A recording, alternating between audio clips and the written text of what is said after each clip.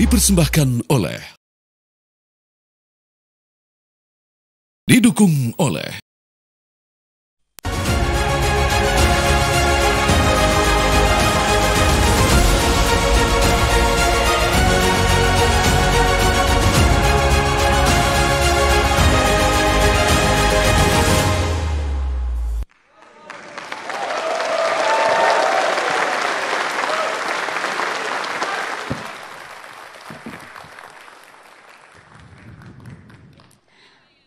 Assalamualaikum warahmatullahi wabarakatuh. Anda menyaksikan Dialog Capres bersama Kadin menuju Indonesia Emas 2045.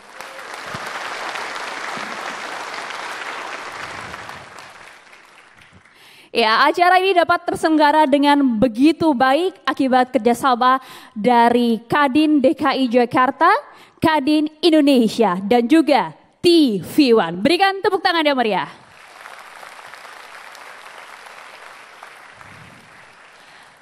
Usai kemarin kita bersama-sama menyaksikan bagaimanakah jalannya dialog Kadin bersama dengan calon presiden nomor urut 1 dan nomor urut 3. Pada siang hari ini kita akan bersama-sama menyaksikan bagaimanakah visi dan misi serta berdialog langsung bersama dengan calon presiden nomor urut 2 Prabowo Subianto.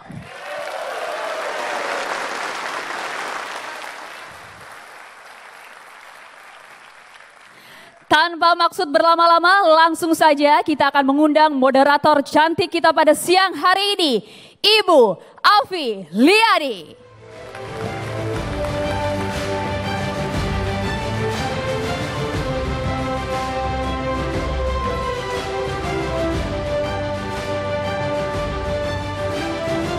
Selanjutnya dengan hormat kami mengundang tunai ke atas panggung Ketua Umum Kadin DKI Jakarta, Ibu Diana Dewi.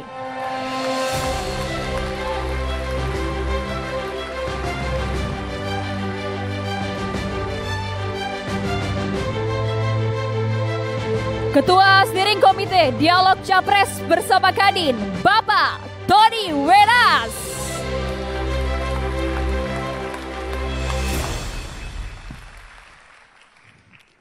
Ketua Penyelenggara Dialog Capres bersama Kadin, Ibu Carmelita Hartoto.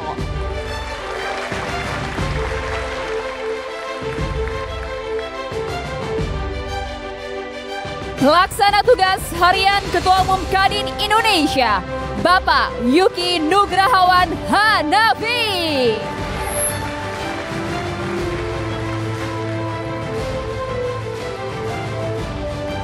Selanjutnya, Ketua Dewan Pertimbangan Kadin Indonesia, Bapak Anindya Bakri.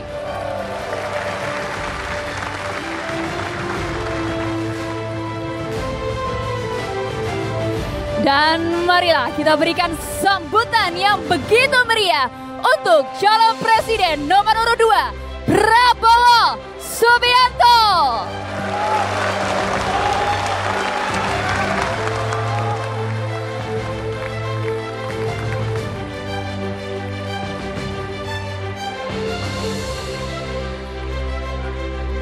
Hadirin dan pemirsa, untuk meningkatkan rasa nasionalisme kita pada hari ini, marilah kita bersama-sama menyanyikan lagu kebangsaan Indonesia Raya. Hadirin dimohon berdiri.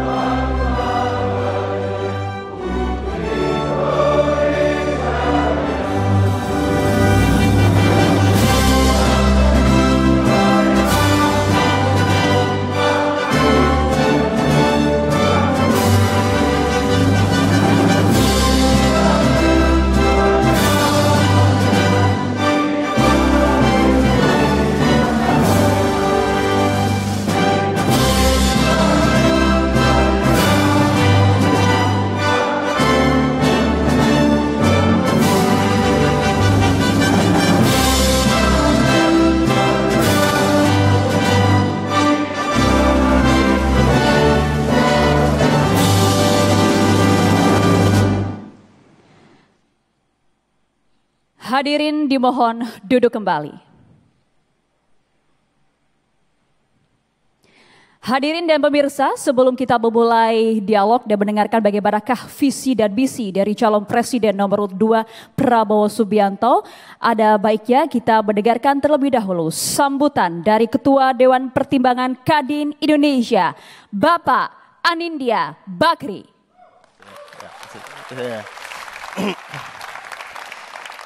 Bismillahirrahmanirrahim.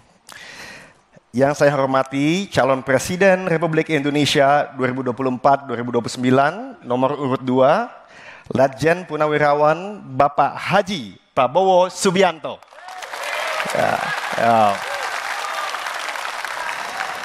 Terima kasih Pak Prabowo. Saya mengerti Bapak kemarin ada di Sumatera, kemarin dulu juga di Sumatera. Jadi kami sangat apresiasi Pak, teman-teman sangat senang sekali Bapak di sini. Yang saya hormati pengurus Kadin Indonesia, semua di sini ada Ketum PLH Pak Yuki, dan juga kolega kami di Dewan Pertimbangan, penasehat, Dewan Usaha, dan juga Dewan Kehormatan. Nanti kami akan kenalkan ketuanya di sini. Dan juga tidak lupa Pak Prabowo dan teman-teman serta pemirsa di sini hadir dari 34 provinsi Kadin seluruh Indonesia. Tepuk tangan. Mereka hadir Pak, mewakilkan juga ada 512 Kadin Kabupaten Kota. Dan itulah jaringan Kadin. Hadir juga di sini adalah Ketua Umum dari 200 asosiasi dan himpunan yang tentunya juga merupakan anggota luar biasa dan tulang punggung Kadin juga. Dan tidak lupa pada saat ini kami juga ingin menyapa Ketua Tim Kampanye Nasional Kadin Koalisi Indonesia Maju, calon presiden nomor 2. Beliau bukan orang asing lagi, Ketua Dewan Kehormatan, jadi beliau kembali ke habitatnya. Dan tentu direksi dan juga jajaran TV One beserta pemirsa seluruh tanah air. Assalamualaikum warahmatullahi wabarakatuh. Salam sejahtera bagi kita semua, Shalom, Om Swastiastu, Namo Buddhaya, salam kebajikan. Puji syukur kita panjatkan kehadirat Allah Subhanahu wa Ta'ala sehingga kita bisa ada di tempat yang baik ini bersilaturahmi, apalagi dengan calon Presiden 02 Pak Prabowo. Dialog Capres ini telah dilaksanakan 20 tahun terakhir Pak, secara konsisten oleh Kadin. Jadi sudah merupakan tradisi dan ini yang kelima Pak. Karena kami melihat dengan dialog ini, para capres bisa menyampaikan visi misinya, terutama dalam bidang perekonomian, dan pelaku usaha bukan saja di pusat, tapi juga di daerah dan juga di asosiasi, dapat berdialog secara langsung dan dapat dilihat oleh masyarakat luas. Bapak-bapak, ibu-ibu sekalian, Kadin adalah wadah yang tepat karena memang ini adalah organisasi dunia usaha satu-satunya yang ditetapkan di Undang-Undang Nomor 1 Tahun 87 dan juga Kepres Nomor 18 Tahun 2022. Oleh karenanya tadi disampaikan ini juga kolaborasi antara Kadin Indonesia, Kadin Jakarta dan juga TV One. Pak Prabowo dan tentunya para pemirsa, isu ekonomi ini adalah isu yang sangat penting dari pemilu ke pemilu. Dan kita melihat isu ini bukan isu tinggi belaka, tapi isu ini bukan saja juga pertumbuhan ekonomi, tapi pengurangan kemiskinan, pemerataan pembangunan, dan kesejahteraan sosial bagi seluruh rakyat Indonesia. Bahkan isu ekonomi ini juga menyangkut sumber daya manusia dan pergizian. Bapak-bapak, ibu-ibu sekalian, kali ini sedikit berbeda karena memang Kadin sudah membuat roadmap Indonesia Emas 2045, Pak Prabowo. Di mana di dalamnya ada 4 pilar, yaitu yang pertama resiliensi, baik pangan maupun juga kesehatan, lalu kesejahteraan, di dalamnya ada juga industrialisasi, inklusivitas, di dalamnya ada UMKM, dan juga keberlanjutan. Sehingga pemirsa ingin sekali mengetahui capres mana yang peduli bukan saja isu-isu elit, tapi isi perut, kesetaraan berusaha, menjaga kestabilan rakyat, untuk tentunya semua. Di akhir semua ini kami ingin mengucapkan terima kasih kepada seluruh panitia yang membuat acara ini sukses. Kami tidak sendiri. semua ikut membantu, dan izin Pak Prabowo di penghujung kami akan tutup dengan sebuah pantun. Menonton TV lagunya Cucok Rowo, sambil duduk minum air lemon. Selamat datang Capres Pak Prabowo, visinya tidak sekedar omon-omon.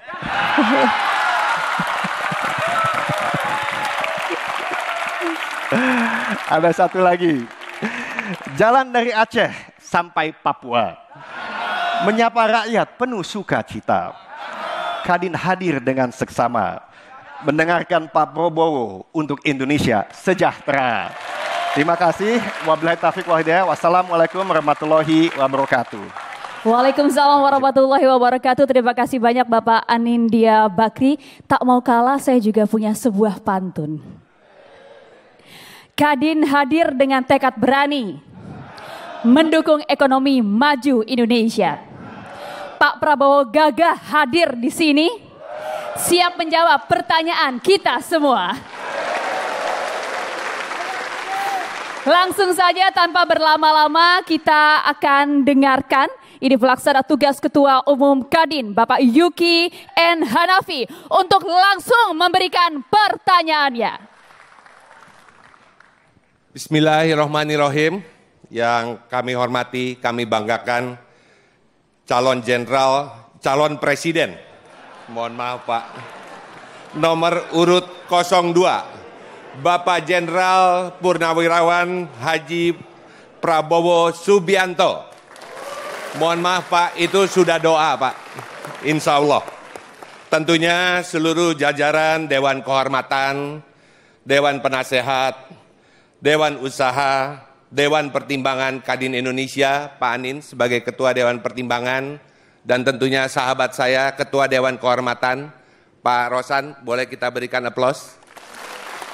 Beserta seluruh tim sukses yang hari ini hadir di acara Kadin Dialog Bersama Capres. Tentunya Pak Prabowo ini sangat penting, Ketua Umum dari 34 provinsi, silakan berdiri. Dan tadi sudah disampaikan oleh Pak Anin, ada 208 persisnya Pak Anin, asosiasi, himpunan, ikatan yang tergabung di Kadin Indonesia. Mohon izin Pak, Assalamualaikum warahmatullahi wabarakatuh. Salam sejahtera bagi kita semua, salam Om Swastiastu, Namo Buddhaya, salam kebajikan.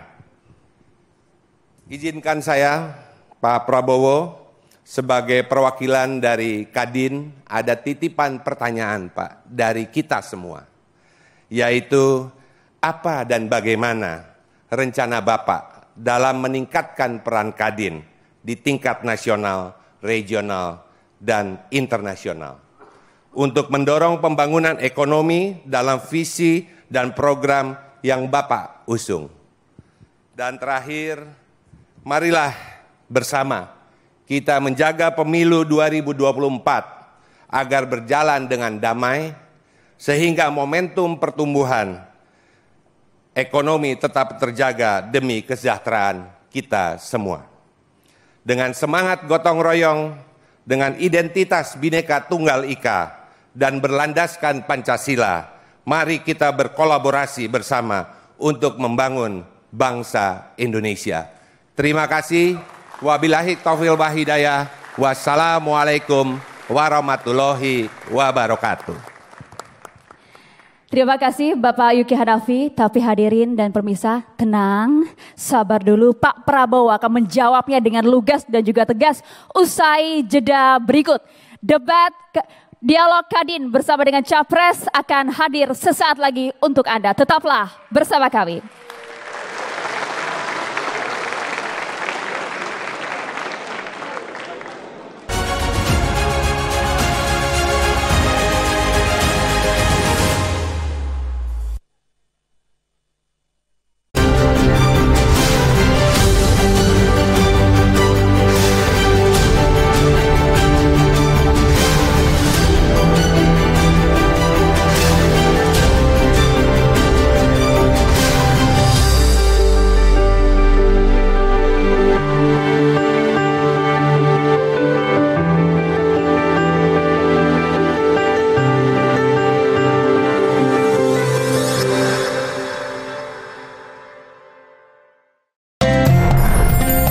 Majelis Taman Surga bersama para ulama. Ini adalah langkah yang harus kita ambil bersama, baik ini Memahami kaidah dan faidah ilmu agama dan kedamaian dengan doa-doa. Indonesia lebih maju, lebih jaya. Damai Indonesiaku di TV One. Dipersembahkan oleh Wadimor, tentu sarung kita.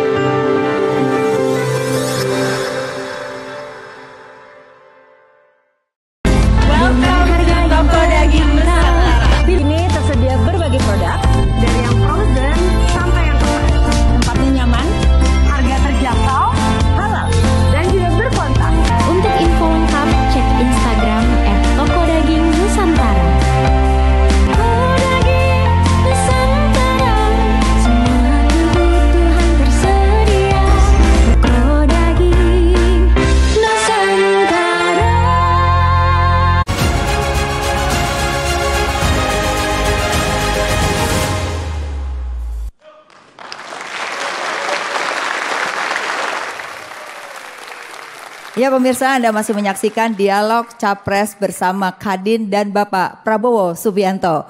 Tadi kita sudah mendengar apa yang disampaikan oleh Ketua Dewan Pertimbangan menuju Indonesia Emas 2045 dan ada 4 pilar yang akan dijawab pada hari ini dan juga akan ditanyakan oleh para pengurus Kadin. Nah, oleh karena itu kita akan mendengar dulu bagaimana visi dan misi Bapak Prabowo, baru nanti para pengurus bisa bertanya. Kami persilakan Bapak Prabowo 15 menit untuk visi dan misi.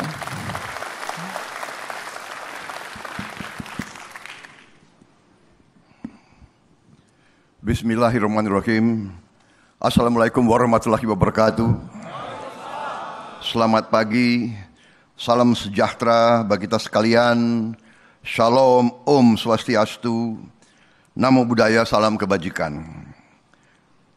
Saudara-saudara sekalian, sebagai insan yang bertakwa, marilah kita tidak henti-hentinya memanjatkan puji syukur kehadirat Allah Subhanahu wa taala, Tuhan Maha Kuasa, Tuhan Maha Besar. Kita masih diberi kesehatan, masih diberi nafas, bisa berjumpa di tempat yang baik ini dalam acara yang demikian penting yang diselenggarakan oleh Kamar Dagang dan Industri Indonesia. Yang saya hormati Ketua Dewan Pertimbangan Kamar Dagang dan Industri Indonesia, Saudara Anindya Bakri.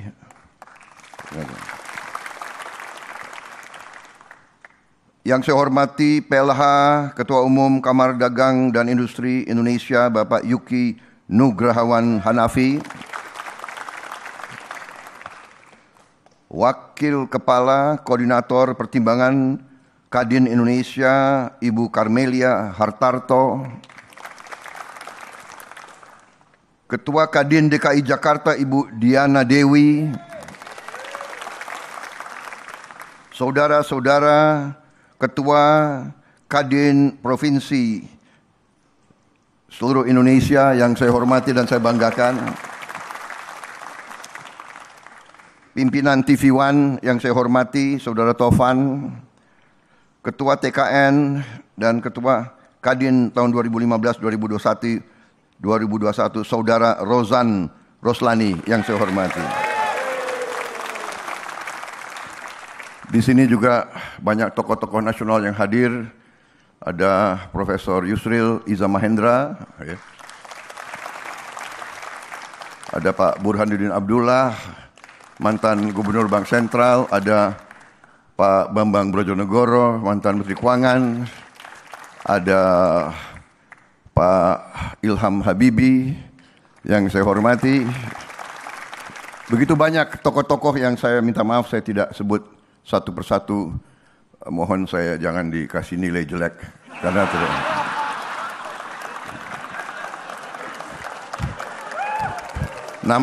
Namanya usaha kan. Boleh dong, saudara-saudara sekalian. Ini sungguh kehormatan bagi saya diundang oleh Kadin, karena memang Kadin adalah salah satu pilar yang penting dalam suatu pembangunan suatu negara. Saudara-saudara sekalian, kita semua di sini, saya kira sebagian besar, mungkin 1-2, bukan, tapi kita semua adalah anak-anak Indonesia. Kita semua adalah anak-anak bangsa Indonesia. Dengan sendirinya kepentingan kita sama. Kita ingin negara kita maju. Kita ingin negara kita sejahtera. Kita ingin negara kita makmur. Saya kira itu adalah harusnya di hati setiap anak Indonesia. Artinya yang merasa anak Indonesia, kita ini sesungguhnya dan sebenarnya adalah suatu keluarga besar. Kita ini suatu keluarga besar. Jadi setiap usaha, setiap persaingan, setiap kompetisi itu benar dan baik, ya diperlukan. Tetapi kompetisi itu harus dalam kerangka sebagai anak-anak satu keluarga besar. Itu saya kira saya mulai paparan saya dengan itu. Dan kita memahami bahwa kita ini sekarang sudah dewasa. Kita sudah 78 tahun. Walaupun 5 tahun pertama kita masih perang, tapi ya 73 tahun kita sudah hidup bernegara. Dengan pasang surut, dengan begitu banyak gangguan, dan kita ini sebagai bangsa dan pemimpin kita semua, saya kira banyak naifnya. Karena kita dari awal pemimpin-pemimpin kita, dari masa pergerakan, masa proklamasi, perang kemerdekaan, semua didorong oleh idealisme, oleh cita-cita ingin hidup sebagai negara terhormat, di mana rakyat kita sejahtera, di mana orang kecil bisa senyum dan ketawa. Itu cita-cita semua pemimpin kita. Memang waktu itu masanya adalah seluruh dunia terdapat perang ideologi besar. Tidak hanya di kawasan kita, di seluruh dunia. Antara fasisme, komunisme, nazisme, kapitalisme, imperialisme, dan kita. Negara yang ingin merdeka. Negara yang ingin keluar dari penjajahan. Negara yang sekian tahun kekayaan kita diisap. Sekian tahun rakyat kita diperlakukan sebagai budak. Saudara-saudara sekalian, dengan demikian, setelah 73 tahun kita bernegara, kita juga banyak belajar. Nah sekarang kita bersyukur. Saya selalu mengatakan kita harus bersyukur walaupun banyak perbedaan, banyak kekurangan. Tapi itikat baik Bung Karno, itikat baik Pak Harto, itikat baik Pak Habibie, itikat baik Gus Dur, itikat baik Ibu Mega, itikat baik Pak SBY, itikat baik Pak Jokowi. Ini modal bagi bangsa kita. Tidak ada pembangunan besar yang seketika jadi. Apalagi suatu negara. Jadi semua fondasi, semua sumbangan ini harus kita hargai. Jangan kita sedikit-sedikit kembali ke masa lalu, di mana yang diutamakan adalah titik-titik perbedaan. Titik-titik ketidakcocokan. Harus kita cari titik-titik pertemuan, titik-titik kebersamaan. Jadi saudara, kita harus sadar bahwa kita ditakdirkan sebagai negara besar, tapi negara majemuk. Ratusan suku bangsa, begitu banyak bahasa daerah, begitu banyak agama yang berbeda-beda. Kalau kita tidak bisa hidup rukun, saya kira tidak akan tercapai Indonesia yang kita cita-citakan. Jadi, yang saya belajar dari sejarah adalah tidak ada kemakmuran tanpa perdamaian. Tidak ada perdamaian tanpa kearifan pemimpin-pemimpinnya. Dan yang saya maksud pemimpin bukan 1-2 orang, bukan capres, bukan ketua umum. Yang saya maksud adalah lapisan pemimpin. Saya langsung saja, kita sudah mengerti, kita sudah sampai di titik ini, bapak-bapak, ibu-ibu, sebagai entrepreneur, sebagai pemimpin, mengerti bahwa kita berada di titik yang sangat menjanjikan. Di mana ada negara sebesar kita, kondisi ekonomi seperti ini, inflasi terendah dalam berapa dasawarsa, harus kita jujur, harus kita akui. Kalau kita tidak rasional, ya berarti sudahlah, kita tidak usah diskusi. Ini diskusi, dialog orang-orang yang rasional, orang-orang yang mengerti. Inflasi terkendali, pertumbuhan salah satu yang terbaik di dunia. Kita punya ekspor bagus, kita punya cadangan ada. Pernah cadangan kita sangat sedikit, sekarang lumayan. Jadi semua indikator menunjukkan kondisi yang baik, belum memuaskan, tapi kita yakin kita bisa lebih baik lagi dengan fondasi yang sudah dibangun oleh pemerintah-pemerintah sebelum ini. Dan harus diakui secara rasional, Presiden Jokowi termasuk berhasil mengelola ekonomi, berhasil mengelola negara, berhasil mengelola perdamaian. Saudara-saudara sekalian, lihat di televisi tiap malam, perang di Ukraina, perang di Gaza, perang di Sudan, perang di Mali, perang di Chad, you name it, perang di Myanmar tetangga kita. Kita harus bersyukur. Kita bersyukur dengan warisan nenek moyang kita, warisan juga pendiri bangsa kita, Pancasila, mempersatukan, Bhinneka Tunggal Ika, politik bebas aktif, non-blok, ini modal semua. Dan kita berada di titik persimpangan. Kita mau maju terus menuju Indonesia Emas. Kalau sungguh-sungguh begitu, kita harus punya suatu tekad dan kita harus punya suatu program. Saya dengan koalisi Indonesia Maju, Prabowo Gibran, kita tidak malu-malu.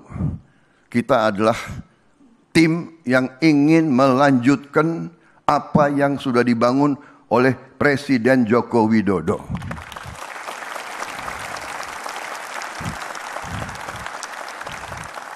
Saudara-saudara, saya ini bukan tukang menjilat, bukan. Saya ini 2 kali dikalahkan oleh Pak Jokowi. Nah, kalian ketawa kan? Kalah itu sedih loh. Ketawa lagi kalian. Aduh, inilah orang Indonesia. Ada temannya yang sedih, dia ketawa. Tapi begini, ya begini.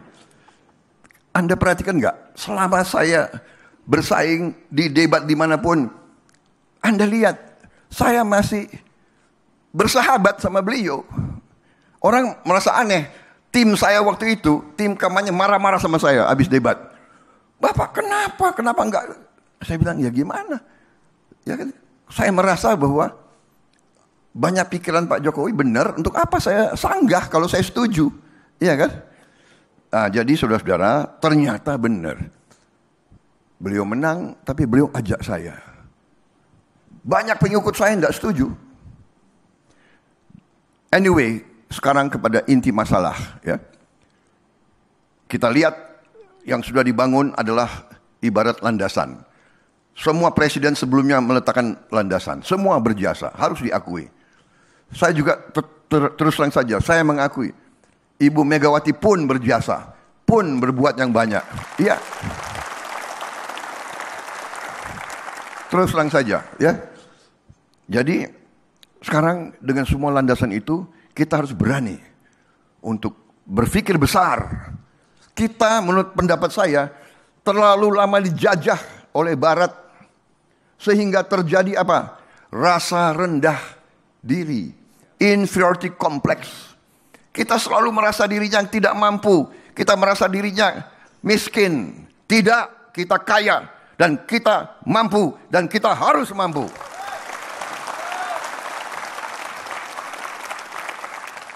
Saya tanya, kenapa Korea bisa bikin mobil bagus, Indonesia tidak bisa? Hai para pengusaha, di mana keberanian kalian? Di mana entrepreneurship kalian? Saya gugah. Tapi harus kerjasama. Pemerintah, entrepreneur, akademisi, universitas, partai politik, kita harus bersatu dalam punya cita-cita besar ini. Saya kira saudara-saudara, saya sudah membuat suatu strategi yang saya sebut strategi transformasi bangsa. Landasannya adalah yang sudah dibangun oleh Pak Jokowi, bukunya sudah ada, saya sudah sampaikan, karena saya 1 menit lagi, ya kan? Daripada saya kena marah. Jadi intinya saya sampaikan, landasannya yang sudah dibuat oleh Pak Jokowi, falsafahnya adalah ekonomi Pancasila. Saya dari dulu tidak percaya dengan kapitalisme neoliberal. Saya tidak percaya. Negara yang berhasil menghilangkan kemiskinan adalah negara yang memakai ekonomi gabungan. Yang terbaik dari kapitalisme, yang terbaik dari sosialisme, itulah yang saya sebut ekonomi Pancasila. Strategi kita mempercepat hilirisasi, mempercepat pemerataan, menghilangkan kemiskinan, menghilangkan korupsi, dan saya percaya dalam suasana itu semua akan beruntung. Para pengusaha akan lebih senang dalam suasana pertumbuhan. Saya percaya strategi ini akan membawa pertumbuhan tinggi. Pertumbuhan tinggi akan membawa kesejahteraan bagi kita semua. Terima kasih. Wassalamualaikum warahmatullahi wabarakatuh. Terima kasih Pak Prabowo. Kita sudah mendengar Bapak Ibu sekalian dan pemirsa, apa visi misi dari Pak Prabowo merupakan impian kita semua yang ada di sini dan juga yang ada pemirsa yang ada di rumah. Ya Pak Prabowo, tentu saja apa yang Bapak sampaikan juga akan menjadi pertanyaan-pertanyaan dari teman-teman di pengusaha. Baik, pertama saya persilakan Bapak Kurkit Surya Wicaksono, Wakil Ketua Umum Wilayah Sulawesi. Dan ini tadi juga sudah dibahas oleh Bapak tentang bagaimana rakyat makmur. Pasti pangannya juga harus makmur. Silakan Pak. Terima kasih Mbak. Assalamualaikum warahmatullahi wabarakatuh. Selamat pagi menjelang siang Pak Prabowo Subianto. Terima kasih atas kehadirannya di Kadin Pak. Saya Kukrit Pak, mewakili teman-teman Kadin ingin memberikan titipan pertanyaan terkait ketahanan pangan Bapak. Dalam 10 tahun terakhir jumlah penduduk Indonesia bertambah 25,5 juta jiwa. Sedangkan jumlah petani berkurang 1,7 juta jiwa. Jumlah petani akan terus berkurang karena 32% petani berusia di atas 60 tahun. Sedangkan anak muda kurang berminat untuk menjadi petani baru. Ekosistem pertanian juga belum naik Bapak. 59% petani menggarap lahan di bawah setengah hektar. Sehingga sulit sekali mendapatkan bibit, pupuk, dan juga teknologi karena kecilnya skala usaha mereka. Di sisi lain, nilai tukar petani semakin menurun akibat rendahnya produktivitas dan masih rendahnya teknologi. Pertanyaannya Bapak, bagaimana strategi Bapak untuk meningkatkan produksi pangan dan mewujudkan kemandirian pangan? Izin pertanyaan kedua, apa strategi Bapak untuk meningkatkan pendapatan petani melalui modernisasi pertanian sekaligus mewujudkan kemandirian industri pertanian? Terima kasih Bapak. Jadi Pak Prabowo ada 2 pertanyaan. Yang satu bagaimana produksi dan kemandirian pangan. Yang kedua adalah meningkatkan pendapatan petani. Silakan Pak. Baik, terima kasih Mas Kukrit. Jadi inilah yang saya maksud ya, bahwa kita harus berpijak pertama dari falsafah dulu. falsafah baru menghasilkan strategi. Jadi, masalah pangan, masalah pertanian adalah masalah hidup dan matinya suatu bangsa. Berarti ini masalah strategis. Ini tidak boleh diperlakukan sebagai masalah niaga. Jadi itu benar. Kenapa berkurang petani? Karena anak-anak muda melihat bapaknya tidak untung. Hidupnya susah. Nilai tukarnya tidak cocok. Dan bahwa alam neoliberal ini membuat anaknya petani sulit untuk dapat the basic services saja, sulit sekolah bagus.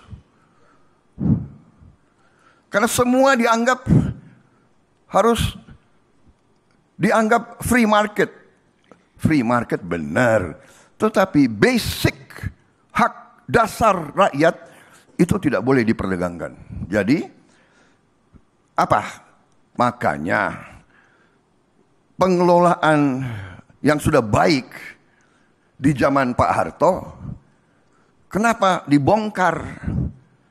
Yang benar waktu itu Bulog melaksanakan suatu operasi pengendalian.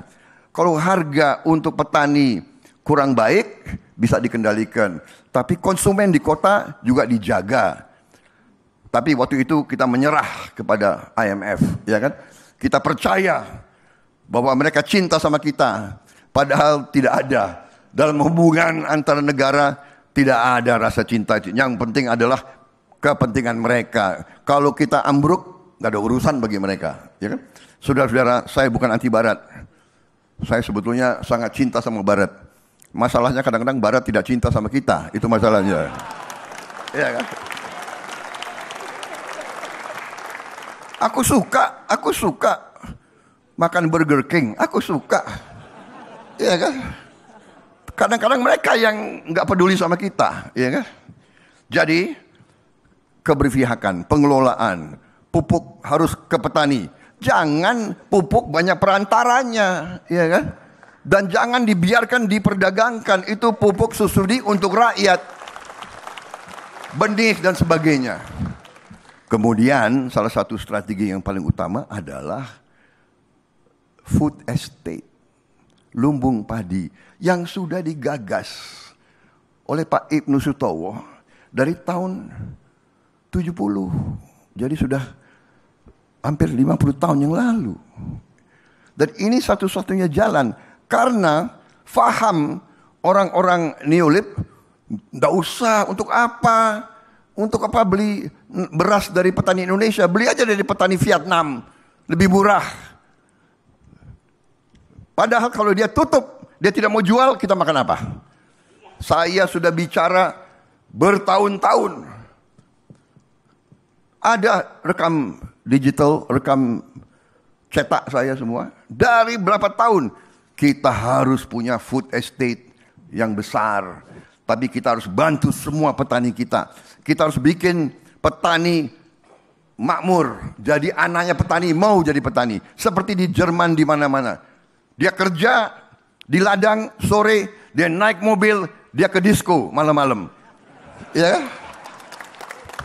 Saya pernah ke desanya Jerman, bau tai sapi, tapi mobilnya Golf, rumahnya bagus. Sore-sore dia udah langsung ganti baju, malam-malam dia dansa di disco. Anak-anak muda mau jadi petani di Jerman. Kita harus bikin anak-anak muda Indonesia mau jadi petani di Indonesia. Sebetulnya moderator ini bicara pertanian ini nggak bisa hanya 2 menit. Mau nambah? Boleh Pak. Boleh. 30 detik. Begini. Ya. Anda undang saya sekarang, saya undang Anda. Khusus. Kita diskusi 5 jam di Hambalang. Bagaimana? Setuju ya. 5 jam. Setuju Pak, setuju. 2 menit. Setuju, 2 menit kumaha tuh. Nanti kita undang Kadin ke tempatnya Bapak.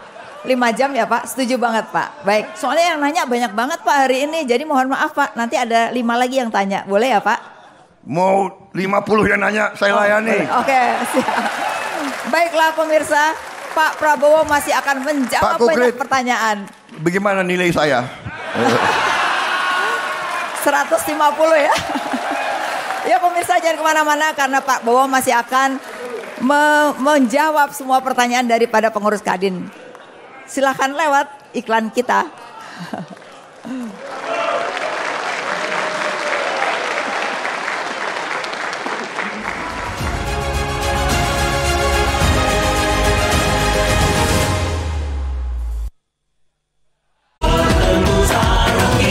Wadimor, tentu sarung kita.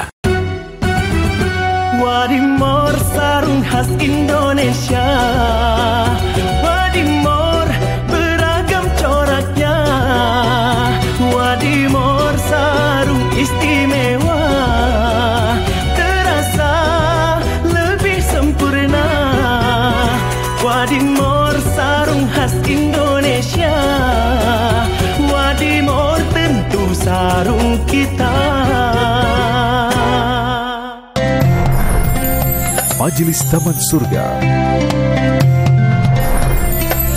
bersama para ulama ini ada langkah yang harus kita ambil bersama, baik ini memahami kaidah dan faidah ilmu agama dan kedamaian dengan untuk doa-doa. menjadikan Indonesia lebih maju, lebih jaya. Damai Indonesiaku di TV One. Dipersembahkan oleh Wadimor, tentu sarung kita.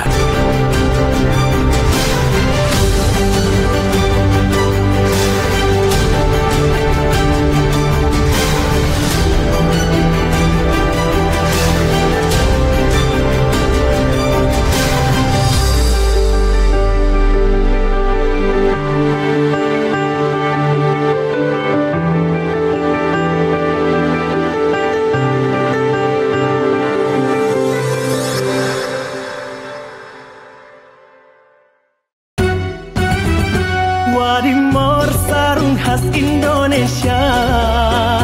Wadimor beragam coraknya. Wadimor sarung istimewa. Terasa lebih sempurna. Wadimor sarung khas Indonesia. Wadimor tentu sarung kita. Wadimor, tentu sarung kita.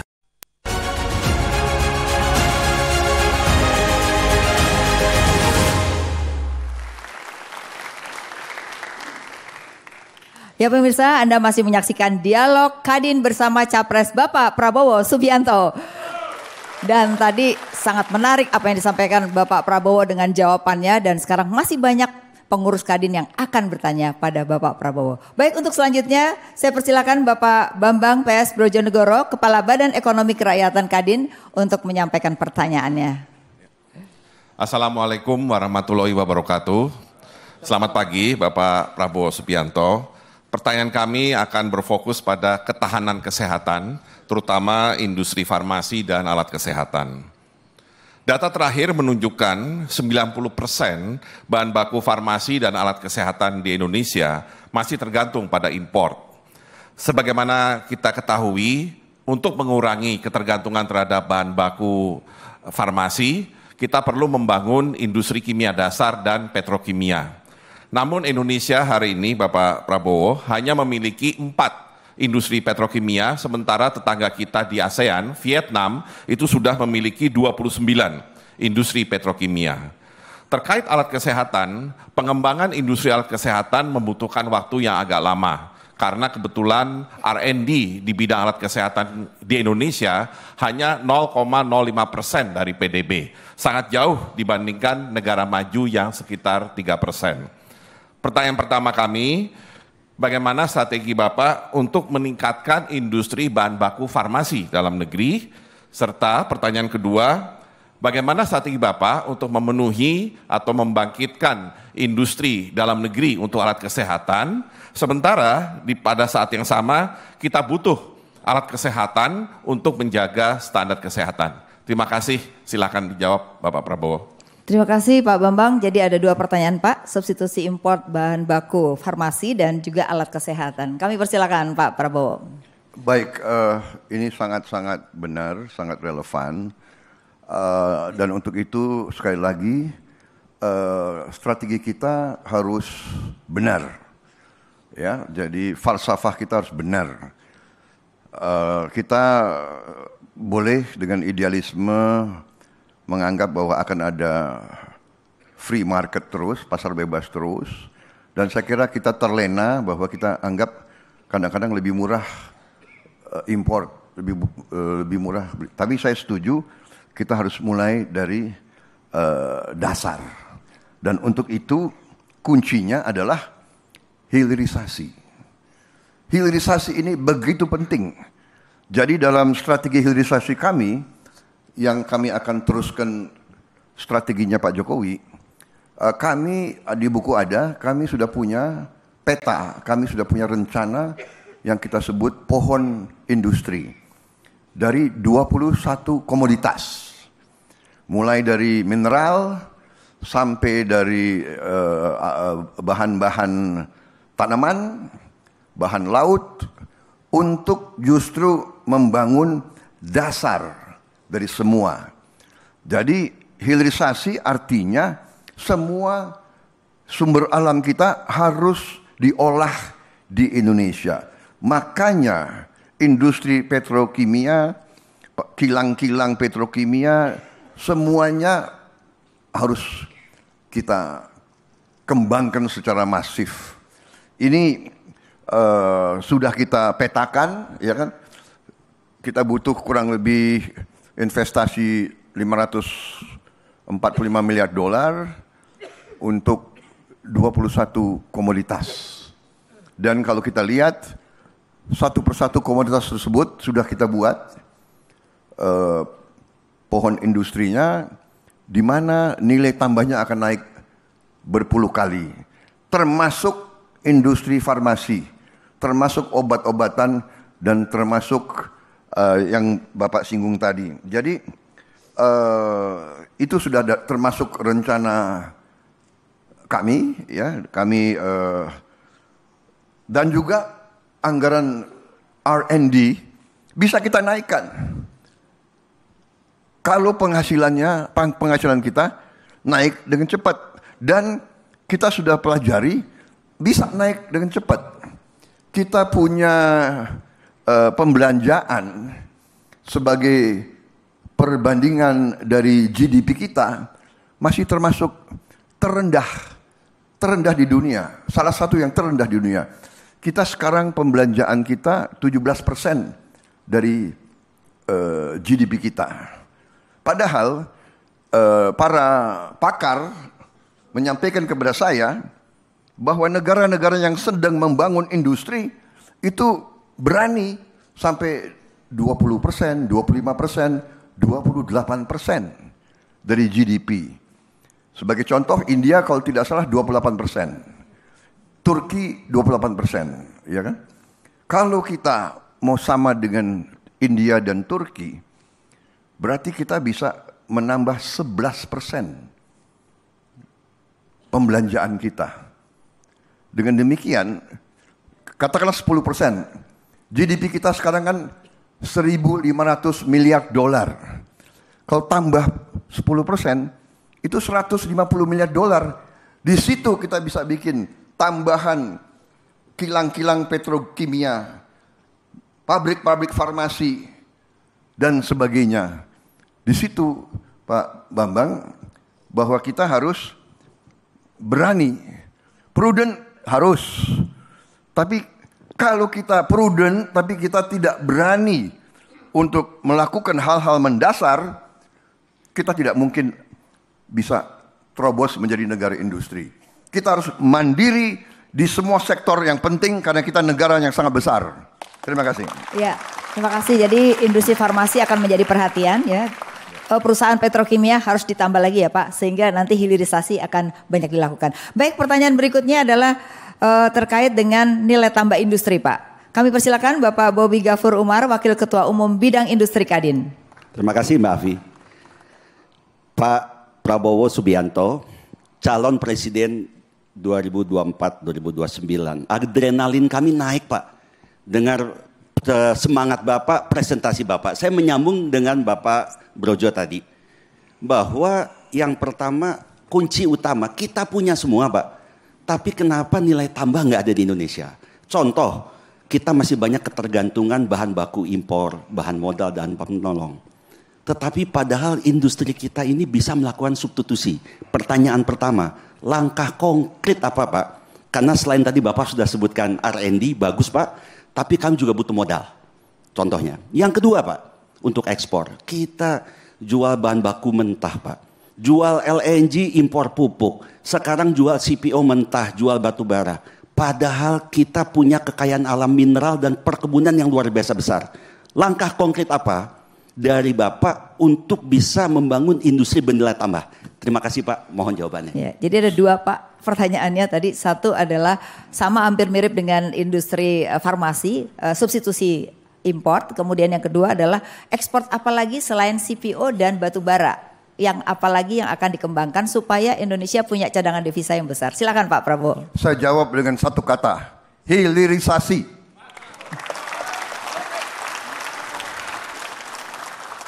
Hilirisasi. 21 komoditas hilirisasi. Sebagai contoh, boksit. Bapak-bapak lebih tahu dari saya, siapa yang punya konsesi boksit di sini? Ini tampang-tampang kadinda ini pasti punya konsesi boksit, konsesi nikel dan sebagainya, ya. Mana Sulawesi Tenggara? Ah, ini pengusaha nikel, ya kan? Dulu anak buah saya, sekarang waduh, aku yang dipanggil menghadap dia gitu loh. Saudara-saudara sekalian, ya. Contoh boksit, bahan untuk alumina, diolah dari boksit ke alumina naiknya sudah sekian ratus%. Dari aluminium diolah lagi jadi aluminium, naik lagi sekian ratus%. Aluminium bahan untuk mobil, untuk motor, untuk televisi, untuk pesawat terbang, untuk ini semua ini aluminium. Jadi satu bahan saja kita selama ini memberi dengan murah. Kita jual gelondongan, kita import mobil. Ini tidak bisa lagi. Jadi strateginya, ya saya jawab tadi, hilirisasi di 21 komoditas. Sudah. Dan kalau Bapak lihat di screen, di pohon industri boksit, kita bisa lihat, coba berapa turunannya, berapa industri yang bisa hidup. Dengan hilirisasi, saya kok optimis ya, pertumbuhan ekonomi kita jangan-jangan nanti bisa 2 angka, bisa 2 digit. Saya sudah hitung. Saya dibantu tim pakar yang hebat-hebat. Yang hitung mereka, saya hanya hafal, saya hanya ngomong.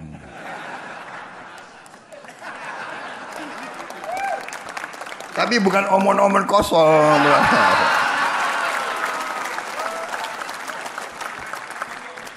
Data aku benar, karena saya itu tiap 3 kali seminggu mungkin ya, saya panggil tim pakar. Saya brainstorming sama mereka. Ya, sampai kepalanya botak semua itu saya punya. Jadi orang-orang pintar botak rupanya ya. Karena otaknya itu banyak bekerja gitu. Jadi Pak Bobby, ya, sebetulnya masih ada 50 detik lagi saya. Tapi udahlah. Okay. Saya kira udah cukup ya. Saya siap. Saya siap. Oke. Karena saya ingin apa itu menyerap otak-otak kalian juga semua, kan gitu kan? Iya kan? Karena saya mengerti bahwa saya tidak pinter. Jadi saya butuh orang-orang pinter banyak sekitar saya gitu. Ya. Ada satu saudara-saudara, Belum dijawab, Itu di tentara namanya ilmu komandan. Kalau komandan berhasil, dia kelilingi dia dengan orang-orang hebat semua. Jadi kita pakai otak-otak orang-orang ini semua. Oke. Jadi kita nggak salah, kita benar, ya kan? Banyak otak lebih baik dari satu otak. Setuju Pak, ya kan? setuju. Tadi ada yang belum dijawab Pak, ekspor apa? Pengalaman banyak orang lebih baik dari pengalaman satu orang. Ya. Ekspor apa Pak yang mau dikembangkan selain CPO dan tadi? Iya. Ya tadi jawaban saya hampir semua. Semuanya, oke baik. Jadi nggak ada prioritas ya. Pokoknya sebanyak-banyaknya ya Pak. Rumput laut itu bisa kita pakai sebagai gantinya pupuk. Oke. Rumput laut bisa kita jadikan BBM. Luar biasa rumput laut. Jadi 21 komoditas. Industrinya juga nggak mahal. Ya. Industrinya nggak mahal.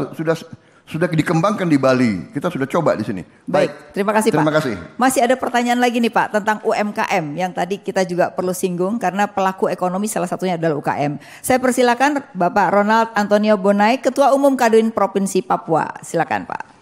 Selamat siang Pak Capres, Bapak Prabowo yang kami banggakan. Ini pintar juga orang ini. Saya Ronald Pak dari Papua. Poinnya tentang kewirausahaan Pak Capres. Sebagai informasi, sebanyak 99,6% atau 63,9 juta unit usaha adalah usaha mikro yang sulit untuk naik kelas Pak. Sedangkan jumlah usaha kecil hanya 194.000 dan jumlah usaha menengah stagnan di angka 44.000. Pemerintah memiliki keterbatasan dalam pendampingan UMKM yang mayoritas fokus pada usaha mikro. Oleh karena itu diperlukan peran swasta untuk melibatkan UMKM dalam rantai pasok global sehingga bisa naik kelas. Seperti yang telah kita jalankan di Kadin melalui program inklusif Closed Loop. Pertanyaan kami, satu untuk UMKM Pak, strategi apa yang akan diterapkan untuk mendorong UMKM naik kelas dan mengintegrasikan mereka ke dalam rantai pasok global? Serta insentif apa yang akan diberikan untuk mewujudkan hal-hal ini? Yang kedua Pak, sedangkan untuk perusahaan besar, bagaimana strategi Bapak dalam membuat perusahaan Indonesia menjadi pemain global? Demikian pertanyaan kami, mohon Bapak berkenan untuk menjawab. Terima kasih. Terima kasih Pak. Jadi ada 2 pertanyaan, naik kelas UKM. Yang kedua, bagaimana perusahaan besar jadi skala global? Silakan Pak Prabowo. Baik, jadi begini, saya kira ya inti masalahnya adalah perlu suatu kehendak politik, political will. Yang penting kehendak politik. Kalau ada kehendak politik, berarti akan ada prioritas dalam alokasi sumber daya. Sekali lagi ini berhubungan lagi dengan hilirisasi. Dengan hilirisasi kita bisa dapat nilai tambah, ya. Dengan nilai tambah tentunya penerimaan pemerintah tambah. Penerimaan pemerintah tambah dengan political will, kehendak politik, alokasi lebih banyak untuk kredit mikro, kredit kecil, dan sebagainya.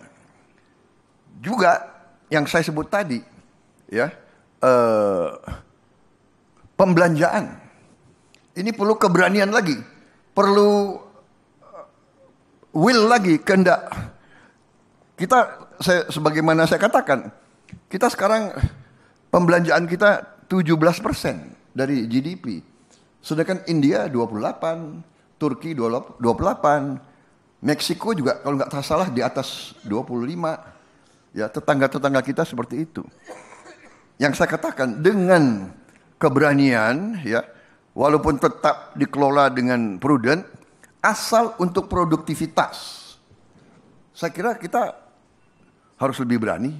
Dengan itu berarti kita bisa punya sumber daya lebih, punya uang lebih untuk tadi membantu UMKM dan juga untuk memberi dorongan, memberi kredit untuk perusahaan-perusahaan besar bisa muncul bersaing di tingkat global.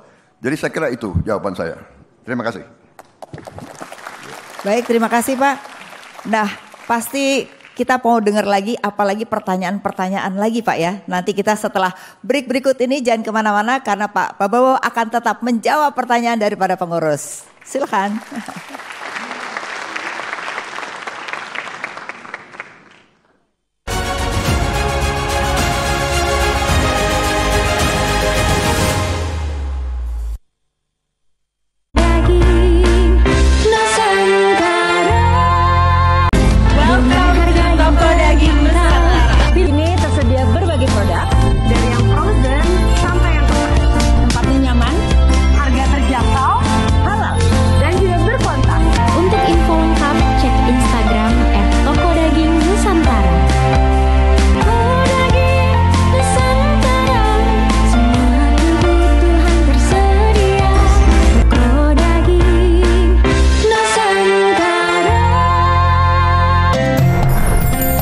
Majelis Taman Surga bersama para ulama Ini ada langkah yang akan kita ambil bersama, baik ini memahami kaidah dan faidah ilmu agama dan kedamaian dengan doa-doa. Indonesia lebih maju, lebih jaya. Damai Indonesiaku di TV One. Dipersembahkan oleh Wadimor, tentu sarung kita.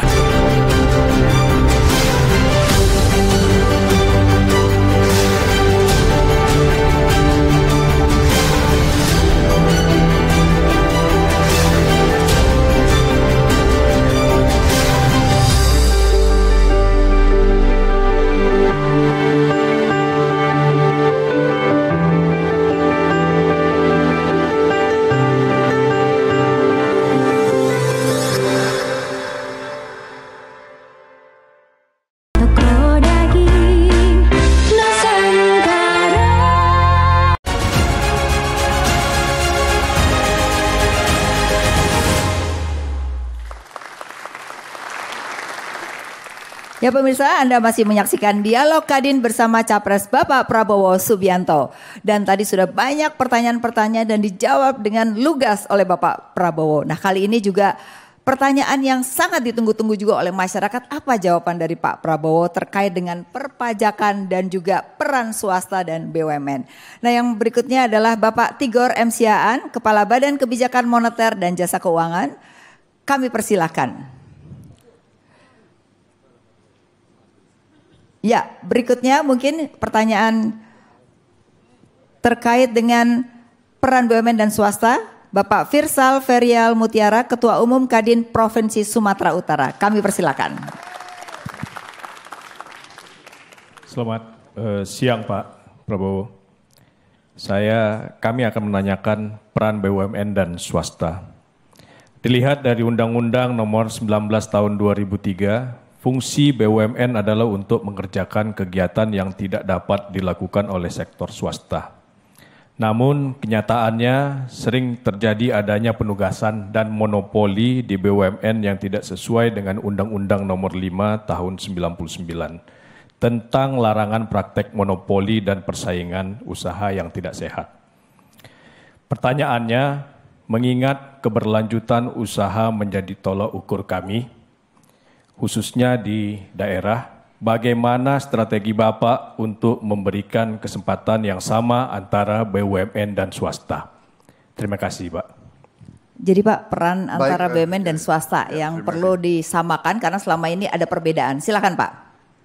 Ya, jadi saya berpandangan yang paling penting adalah tujuan apa yang kita ingin capai dan apakah BUMN atau swasta harus efisien, harus transparan dan harus kompetitif. Sebagai contoh, saya ini sekarang Menteri Pertahanan. Saya sedang membangun beberapa kampus dan membangun rumah sakit. Saya membangun kampus sekolah unggulan. Saya sedang bangun tahun ini saja 3 kampus baru Rencananya semuanya 8 kampus. Dan yang saya undang pertama adalah BUMN. Saya nggak sebut BUMN mana, nanti nggak enak. Ya kan? Dia kasih anggaran tinggi banget. Padahal saya juga sebelum masuk pemerintah saya juga pengusaha juga. Iya kan? Jadi agak ngerti lah, dikit-dikit ngerti. Jadi ini kok mahal banget, ya kan? Si swasta harganya sekian persen lebih murah, waktunya lebih cepat, dan swasta itu kan mau kalau kita kejar-kejar dikit, iya kan? Saya butuh sekian bulan.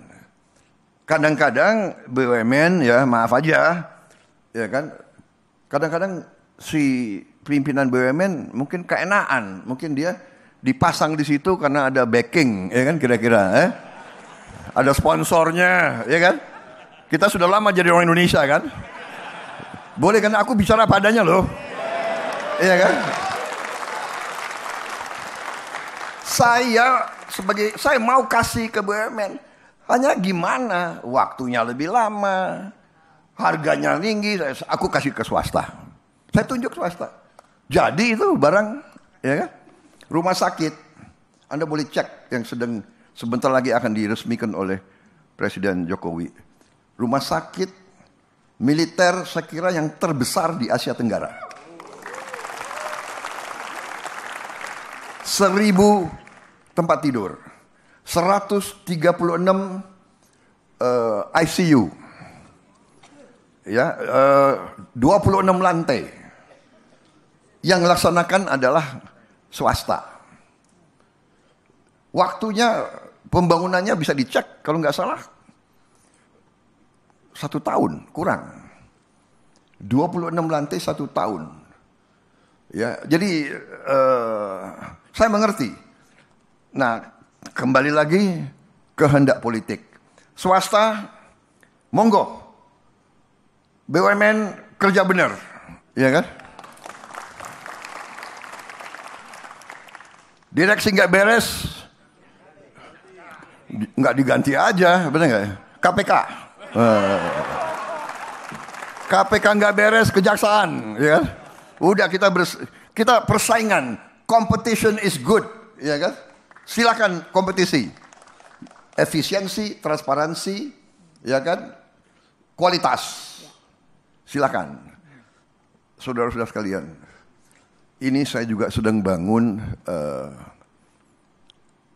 Akademi Militer, main hall, dan ruang makan sudah berhasil. Sama juga, yang kerja cepat, harga lumayan, swasta. Tapi swasta pun kita nggak minta kickback gitu loh, ya kan? Sudah lama kita jadi orang Indonesia, ya kan? Sekarang kita bertekad kalau kita bersatu, ya, swasta, BUMN, UMKM, koperasi, semuanya kita jadi satu. Kita kejar pertumbuhan tinggi, uang beredar banyak, semua harus sejahtera, iya kan? Kita semua cari untung, semua pengusaha cari untung. Tapi petani harus untung, buruh harus untung, rakyat harus untung, semuanya harus untung, nggak apa-apa. Itu yang kita kejar, ya kan? Gemah ripah loh jinawi, prosperity for all, prosperity for all. Ya, itu yang kita perjuangkan, peace and prosperity. Yes. Itu yang kita perjuangkan. Jelas sekali ya, posisi Pak Prabowo jelas sekali di mana antara swasta dengan BUMN harusnya sama. Baik, pertanyaan terakhir Pak, ini ditunggu semua orang tentang pajak. Baik, biasanya pengusaha Pak paling dengar ini, pengen dengar ya. Baik, kami persilakan Pak Tigor M. Siaan, Kepala Badan Kebijakan Moneter dan Jasa Keuangan untuk menyampaikan terkait dengan perpajakan. Terima kasih Pak Prabowo atas kesempatannya. Saya bertanya tentang pajak Pak, tapi sangat menyambung dengan paparan Bapak mengenai pembelanjaan kita Pak, yang cuma 17% dibandingkan negara-negara lain yang 20-25%. Tentu saja ketangguhan APBN itu salah satunya dari pajak Pak. Dan rasio pajak kita walaupun udah mulai naik nih dikit, tapi masih sekitar 10% dibandingkan negara-negara lain, 13, 15, 18% dan seterusnya. Pertanyaan pertama Pak, bagaimana strategi Bapak untuk menaikkan rasio pajak tersebut tanpa membebani pengusaha-pengusaha yang sudah taat pajak Pak? Dan yang kedua, saya tahu dari strategi Bapak, visi dan misinya akan ada Badan Penerimaan Negara. Sebenarnya secara eksekusinya nanti perbedaannya seperti apa sih Pak? Strateginya dengan pengumpulan pajak dan bea cukai di Kementerian Keuangan dengan Badan Penerimaan Negara itu perbedaannya yang konkret sebenarnya seperti apa sih Pak? Mungkin itu aja Pak. Terima kasih. Silakan Pak Prabowo karena Baik, jadi, ada Badan Pajak dan yang satu lagi terkait dengan optimalisasi, ekstensifikasi dan intensifikasi. Silakan Pak. Ya baik, jadi benar sekali rasio pajak kita terhadap PDB kita masih berada di sekitar 10%. Ya. Rasio pendapatan kita, ya, pajak plus penghasilan yang lain, penerimaan lain itu sudah di sekitar 12%. Tetapi benar Thailand, Vietnam, tetangga-tetangga kita sudah 16%, sudah 18%. Saya bertanya, apa sih beda kita sama orang Thailand, sama orang Vietnam? Apa kita lebih bodoh? Atau apa masalahnya? Jadi, if they can do it, we must also do it. Kita tidak boleh menyerah. Jadi, pertama, semua itu berasal dari will, kehendak politik, political will. Ada nggak political will untuk sama dengan Malaysia, Thailand, Vietnam, dan Kamboja sekalipun? Dan kalau ada political will, kita cari upayanya antara lain dengan komputerisasi, dengan digitalisasi,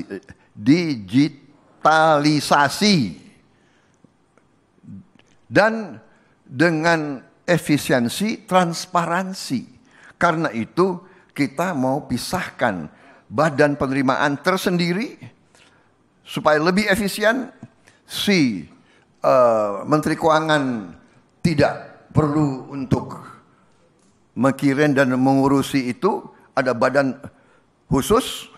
Kemudian kita pisahkan antara treasury, antara pengelolaan kekayaan negara, ya kan, dan penerimaan.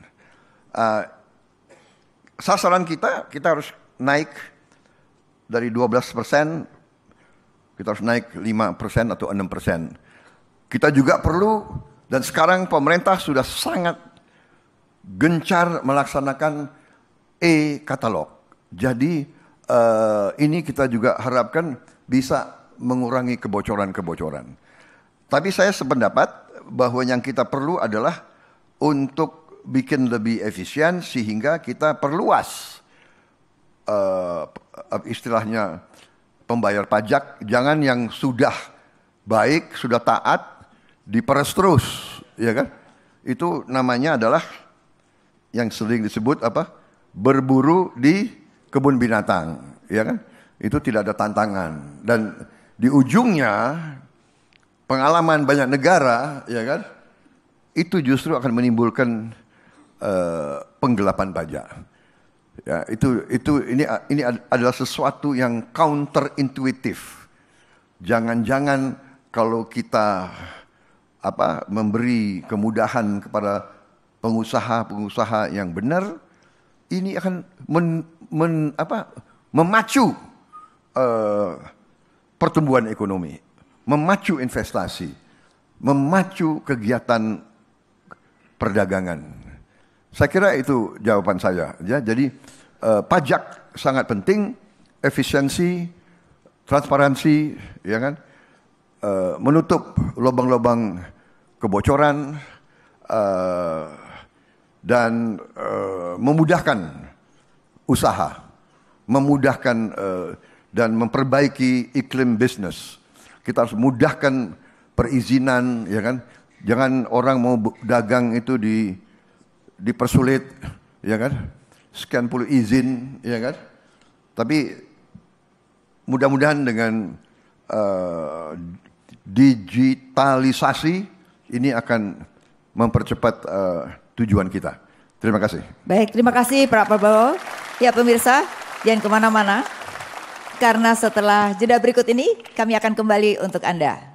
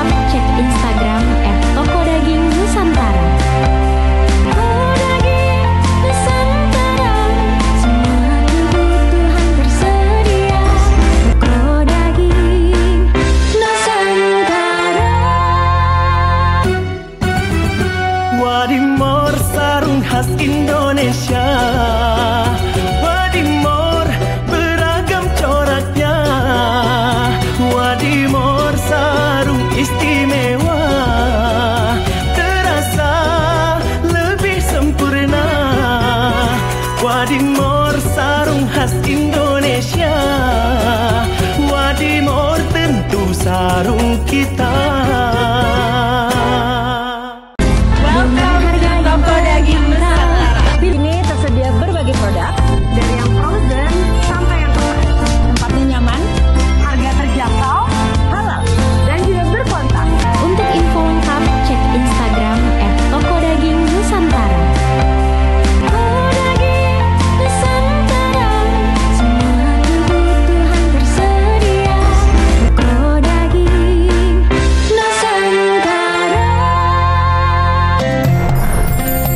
Majelis Taman Surga bersama para ulama Ini ada langkah yang harus kita ambil bersama, baik ini memahami kaidah dan faidah ilmu agama dan kedamaian dengan doa-doa. Indonesia lebih maju, lebih jaya. Damai Indonesiaku di TV One. Dipersembahkan oleh Wadimor tentu sarung kita.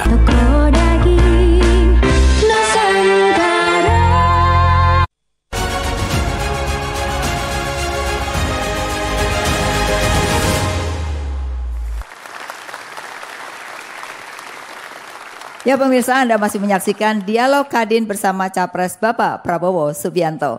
Kita sudah mendengarkan apa jawaban Pak Prabowo dengan pertanyaan-pertanyaan pengurus. Saat ini kita ingin mendengar closing statement dari Pak Prabowo Subianto. Kami persilakan. Terima kasih Bapak-Bapak, Ibu-Ibu sekalian. Memang masalah ekonomi, masalah bisnis adalah masalah vital, masalah menentukan. Kemerdekaan kita rebut melalui perjuangan politik dan perjuangan senjata. Tetapi keberhasilan kemerdekaan itu ditentukan oleh kemakmuran. Untuk apa kita merdeka rakyat miskin? Merdeka artinya bebas dari penjajahan, bebas dari kemiskinan, bebas dari kelaparan. Bebas dari tidak punya pekerjaan, bebas dari kebodohan. Untuk itu, berarti ekonomi, perdagangan, industri adalah menentukan. Dan karena itu, saudara-saudara sebagai pengusaha, entrepreneur, memegang peranan yang sangat penting. Bahkan saya pernah baca, ada studi dari Harvard mengatakan dalam 70 tahun negara pertama merdeka, negara akan selalu dipimpin oleh pejuang politik dan pejuang militer. 70 tahun pertama. Hampir semua negara. Amerika, presiden pertama George Washington. Kemudian John Adams, habis itu Jefferson. Semua pejuang politik dan militer. Tetapi 70 tahun selanjutnya itu disebut oleh mereka adalah the age of the entrepreneurs yang memimpin masyarakat adalah para entrepreneur. Dan kita sudah lihat sekarang, ya kan, ketua-ketua umum partai banyak yang dari entrepreneur. Ya. Saya kan mantan tentara dan mantan entrepreneur juga. Ya kan? Jadi saya merasakan itu jadi pengusaha bagaimana, ya kan? Benar. Kadang-kadang senyumnya senyum dibuat-buat itu. Benar kan? Senyum sambil mikir hutang aku ke bank ini gimana? Ayo, benar kan? Benar, ya kan? Malam-malam nggak tidur tuh mikirin hutang. Tapi dan ada persamaan dengan seorang panglima, seorang jenderal, seorang komandan. Komandan salah kasih perintah, kalah perang, mati banyak orang. Pengusaha salah ambil keputusan, bangkrut. Ribuan karyawan juga nggak kerja. Ya, jadi untuk itulah saya sebenarnya berharap diskusi semacam ini kita adakan lagi, ya kan?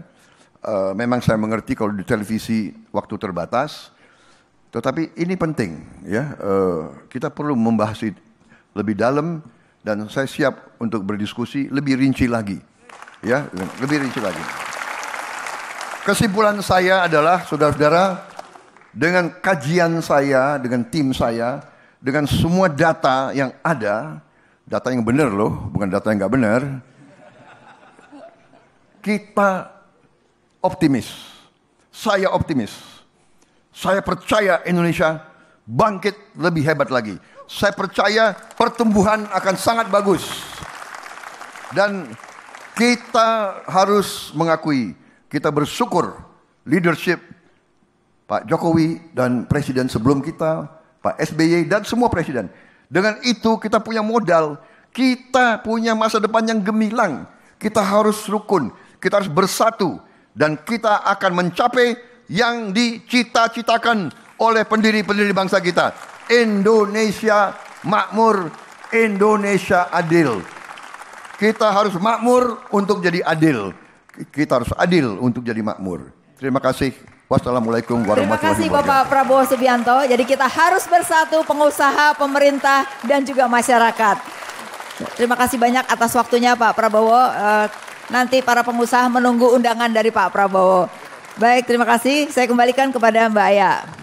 Terima kasih banyak Ibu Afiliadi. Kita berikan sekali lagi tepuk tangan yang meriah untuk Pak Prabowo dan juga Ibu Afiliadi. Luar biasa, kita sudah mendengar bagaimanakah gagasan dan juga pemikiran dari calon presiden nomor urut 2 dalam bidang ekonomi. Langsung saja sebagai kenang-kenangan, Kadin Indonesia bersama dengan Kadin DKI Jakarta akan memberikan figura karikatur dan penyerahan buku Kadin menuju Indonesia Emas 2045. Kami mengundang Ketua Umum Kadin DKI Jakarta, Ibu Diana Dewi, Ketua Steering Komite Dialog Capres bersama Kadin, Bapak Tony Wenas. Ketua Penyelenggara Dialog Capres bersama Kadin, Ibu Karmelita Hartoto. Beserta Pelaksana Tugas Harian Ketua Umum Kadin Indonesia, Bapak Yuki Hadafi. Dan Ketua Dewan Pertimbangan Kadin Indonesia, Bapak Anindya Bakri untuk naik ke atas panggung. Penyerahan figura karikatur akan disampaikan oleh Ketua Kadin DKI Jakarta, Ibu Diana Dewi. Bisa langsung diserahkan kepada Bapak Prabowo Subianto, calon presiden nomor urut 2. Bisa diabadikan terlebih dahulu. Bersiap tim dokumentasi. Dan selanjutnya akan ada penyerahan buku menuju Indonesia Emas 2045 yang akan diberikan oleh Pelaksana Tugas Harian Ketua Kadin Indonesia, Bapak Yuki Hadafi. Dan juga diserahkan oleh Bapak Anindya Novian Bakri. Diabadikan terlebih dahulu bersama-sama.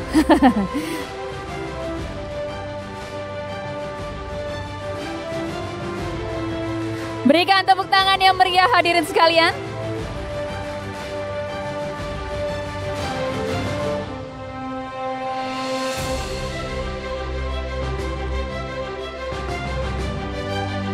Luar biasa Bapak Ibu sekalian, tadi kita sudah menyaksikan bagaimanakah jalannya Dialog Kadin bersama dengan calon presiden nomor 2.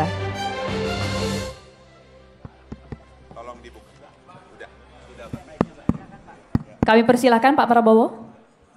Saya dapat nilai berapa?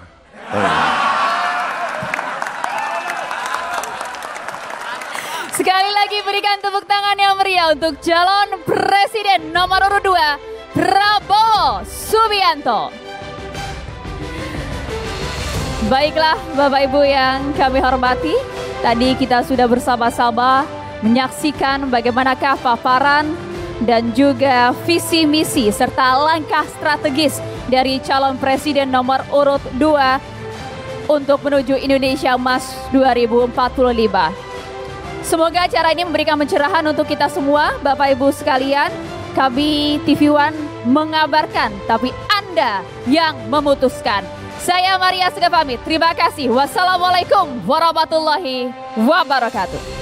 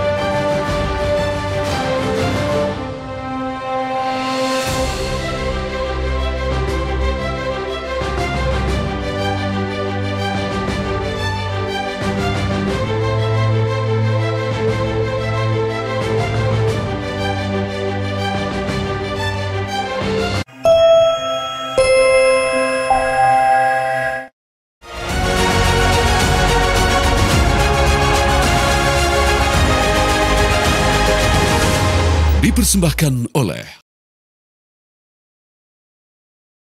didukung oleh